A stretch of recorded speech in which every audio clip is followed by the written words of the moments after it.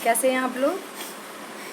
हमने इस चैप्टर में देख लिया कि किस तरीके से जो चरवाहा समुदाय था भारत के अंदर वो कौन कौन से रहे और किन किन परेशानियों का उन्हें सामना करना पड़ा। अंग्रेजी जो शासनकाल है उनमें कौन कौन सी जो परेशानियां आई, अंग्रेज़ों ने किस किस तरीके से उन लोगों को परेशान किया और उनका क्या प्रभाव पड़ा और इन प्रॉब्लम को सॉल्व करने के लिए उन्होंने क्या रास्ता निकाला। अब हम बात कर रहे हैं अफ्रीका में चरवाहा जीवन, क्योंकि चरवाहों की लगभग आधी से ज़्यादा आबादी जो है वो कहाँ रहती है, अफ्रीका में ही रहती है। वहाँ पर भी क्या उनका जीवन इसी तरीके संकट में था, उनके जीवन में क्या परिवर्तन आए या फिर इनका जीवन जो है भारतीय चरवाहों के बजाय ज़्यादा सुविधापूर्ण था, इसका हम आज की क्लास में अध्ययन करेंगे। देखते हैं, आइए ज़रा अफ्रीका के बारे में पढ़ते हैं, जहाँ पर आधी आबादी जो चरवाहों की है वो अफ्रीका में रहती है। आज भी अफ्रीका की लगभग कितने 2.25 करोड़ लोग रोजी रोटी के लिए किसी न किसी तरीके से चरवाही गतिविधियों पर ही आश्रित रहते हैं। इनमें से कौन कौन से हैं? बेदुइन्स, बारबेक्स, मासाई, सोमाली, बोरान, तुर्काना जैसे जाने माने समुदाय भी शामिल हैं। इनमें से ज़्यादातर अब अर्ध शुष्क घास के मैदानों या सूखे रेगिस्तानों में रहते हैं। अर्ध शुष्क मतलब जहाँ बारिश बहुत कम होती है, जहाँ वर्षा आधारित खेती करना बहुत मुश्किल है, क्योंकि वर्षा का कोई पता नहीं है ना कि होगी या नहीं होगी। और यदि हमने कोई खेती कर दी और मान लीजिए बारिश नहीं हुई तो वो पूरी खेती क्या हो जाएगी, चौपट हो जाएगी, सूखा पड़ जाएगा। यहाँ के चरवाहे गाय, बैल, ऊँट, बकरी, भेड़, गधे पालते हैं और दूध, मांस, पशुओं की खाल वगैरह और ऊन वगैरह बेचते हैं।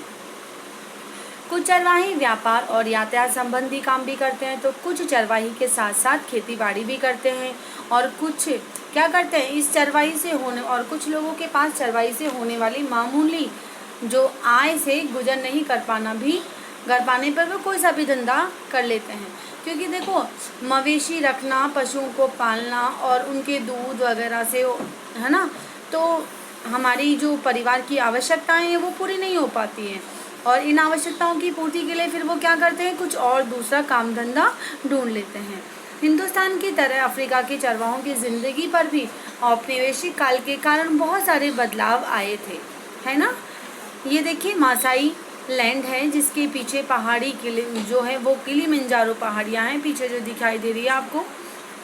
अफ्रीका में अब बदलती हुई परिस्थितियों के साथ इन मासाई चरवाहों के ऊपर भी काफ़ी प्रभाव पड़ा था। ये जो मैप है इसमें बताया गया है कि अफ्रीका में कौन कौन से ये जो समुदाय हैं ना लिखे गए हैं ना। बेदुइन, एक मिनट मैं आपको बताती हूँ। देखो, ये बेदुइन, बेजा, डानलक्ले,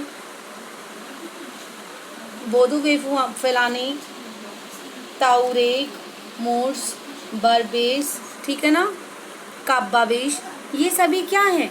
ये सभी समुदाय हैं। कौन से समुदाय? चरवाहा समुदाय हैं ये सभी। किसके? अफ्रीका के। जहाँ कुछ ये भी हैं, जुलू, नामा, तस्वाना, हेरेरो, ये सभी समुदाय हैं, अफ्रीका के चरवाहा समुदायों के नाम हैं। इन परिवर्तनों को हम चरवाहों के एक खास समुदाय के माध्यम से समझने की कोशिश करेंगे। चलिए, इसके लिए सबसे पहले हम क्या करते हैं, मासाई नाम के समुदाय को चुन लेते हैं, क्योंकि यहाँ सबसे ज़्यादा जो अफ्रीका का मासाई समुदाय ही मोस्ट है। मासाई पशुपालक मोटे तौर पर पूर्वी अफ्रीका के निवासी थे, ठीक है। ये देखिए, यहाँ छोटे मैप में दे रखा है ना, कहाँ पे? छोटे मैप में, येलो कलर के मैप में ये रहा मासाई। ओके, पूर्वी, इधर इलाका कौन सा हो गया? पूर्वी अफ्रीका वाला। मासाई नाम के समुदाय को चुन लेते हैं। मासाई पशुपालक मोटे तौर पर पूर्वी अफ्रीका के निवासी होते हैं। इनमें से लगभग कितने? 3 लाख दक्षिणी कीनिया में और लगभग 1,50,000 तंजानिया में रहते हैं। कहाँ रहते हैं? कीनिया और तंजानिया में रहते हैं। हम देखेंगे कि नए कानून और बंदिशों ने किस तरीके से न केवल इनकी ज़मीन इनसे छीन ली, बल्कि उनकी आवाजाही पर भी पूरी तरीके से रोक लगा दी। बहुत सारी पाबंदियां उन पर ज़बरदस्ती थोप दी गई थी, ठीक है। इन कानूनों के कारण सूखे के दिनों में भी उनकी ज़िंदगी गहरे तौर पर बदल गई है। उनके सामाजिक संबंध भी एक नई शक्ल में ढल गए हैं। चरागाहों का क्या हुआ? अफ्रीका के जो चरवाहे समुदाय थे उनके चरागाहों का क्या हुआ औपनिवेशिक काल में? मासाइयों की सबसे बड़ी समस्या यह थी कि उनके चरागाह दिनों दिन क्या होते जा रहे थे? सिमटते जा रहे थे। सिमटने का रीज़न क्या था कि उनकी ज़मीन को खेती की ज़मीन में परिवर्तित किया जा रहा था।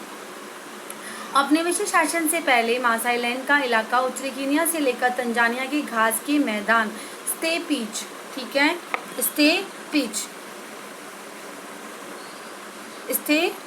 ठीक है,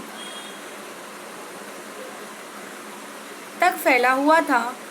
19वीं सदी के आखिर में यूरोप की साम्राज्यवादी ताकतें, और साम्राज्यवाद का मतलब होता है अपने क्षेत्र को, अपने आधिपत्य वाले क्षेत्र को बढ़ाना। जिस तरीके से एक राजा होता है ना, वो अपने साम्राज्य को कैसे बढ़ाता है? राजा दूसरे राजा के साथ में युद्ध करता है और युद्ध में जीतने के बाद में उस क्षेत्र पर भी अपना राज्य करने लग जाता है ना।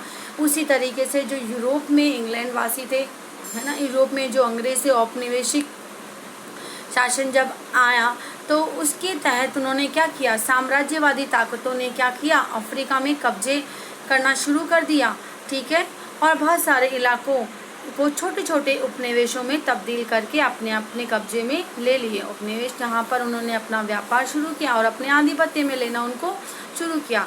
1885 में ब्रिटिश कीनिया और तंगानिका के बीच एक अंतर्राष्ट्रीय समझौता हुआ, सीमा खींच दी गई और मासाईलैंड के 2 बराबर के टुकड़े कर दिए गए, ठीक है। कब हुआ? 1885 के अंदर, ठीक है। 1885 में मासाईलैंड को 2 भागों में बांट दिया गया। बाद के सालों में सरकार ने गोरों को बसाने के लिए बेहतरीन चरागाहों को अपने कब्जे में ले लिया। मासाइयों को दक्षिणी कीनिया और उत्तरी तंजानिया के छोटे इलाके में समेट दिया गया। औपनिवेशिक शासन से पहले मासाइयों के पास जितनी अधिक ज़मीन थी उसका 60% हिस्सा उनसे छीन लिया गया। मतलब उनकी लगभग सारी ज़मीन छीन ली गई उनसे। उन्हें ऐसे सूखे इलाकों में कैद कर दिया गया जहाँ तो ना तो वो अपने पशुओं को चरा सकते थे और ना ही वे अपना जीवन यापन तरीके से कर पाते थे। मतलब वहाँ कोई हरियाली नहीं थी। ऐसे इलाकों में जहाँ बारिश भी बहुत कम हुआ करती थी, ऐसे इलाकों को उनको दे दिया गया, बाकी उनसे छीन लिए गए। 19वीं सदी के अंतिम सालों से ब्रिटिश औपनिवेशिक सरकार पूर्वी अफ्रीका में भी स्थानीय किसानों को अपनी खेती के क्षेत्रफल को ज़्यादा से ज़्यादा फैलाने के लिए प्रोत्साहित करने लगी, क्योंकि खेती की ज़मीन जितनी ज़्यादा अधिक होगी सरकार को उतना ही अधिक फ़ायदा होगा, क्योंकि उपज भी होती है और दूसरा ज़मीन के ऊपर, खेती की ज़मीन के ऊपर टैक्स और लगान भी लगाया जा सकता है। जैसे जैसे खेती का प्रसार हुआ वैसे वैसे चरागाह खेतों में बदल गए, ठीक है। अंग्रेजों के आने से पहले मासाई आर्थिक और राजनीतिक दोनों स्तर पर अपने किसान पड़ोसियों पर भारी पड़ते थे, हर तरीके से मजबूत थे, उनको दबा नहीं पाते थे। लेकिन औपनिवेशिक शासन के अंत तक आते आते ये समीकरण बिल्कुल क्या हो गया? उल्टा हो गया, पलट गया कि चरवाहों की स्थिति बद से बदतर होती चली गई। पहले काफ़ी अच्छी थी, लेकिन जैसे ही औपनिवेशिक शासन काल आया उस समय इनकी स्थिति जब आया था ना, जब इनकी स्थिति वहाँ के जो किसान, इनके भाई बंधु थे, उन सब से बहुत अच्छी थी। बट धीरे धीरे औपनिवेशिक शासन काल में इनकी स्थिति बेकार होती चली गई। बहुत सारे चरगाहों को शिकारगाह बना दिया गया। शिकारगाह मतलब जहाँ पर शिकार किया जाता है ना, वो। कीनिया में मासाई मारा व सांबूर नेशनल पार्क और तंजानिया में सेरेगेंटी पार्क जैसे शिकारगाह इसी तरह के अस्तित्व में आए थे, ठीक है। ये पहले क्या थे? ये पहले चरागाह थे, चरवाहों के मवेशियों को चराने का स्थान थे। लेकिन इसे बाद में क्या बदल दिया गया? शिकारगाह के रूप में। ऐसा स्थान जहाँ पे शिकार किया जाता ना, वो। इन आरक्षित जंगलों में चरवाहों का आना जाना बिल्कुल मना हो गया। इन इलाकों में न तो वे शिकार कर सकते थे और न अपने जानवरों को चरा सकते थे। ऐसे बहुत सारे आरक्षित जंगलों में जब आरक्षित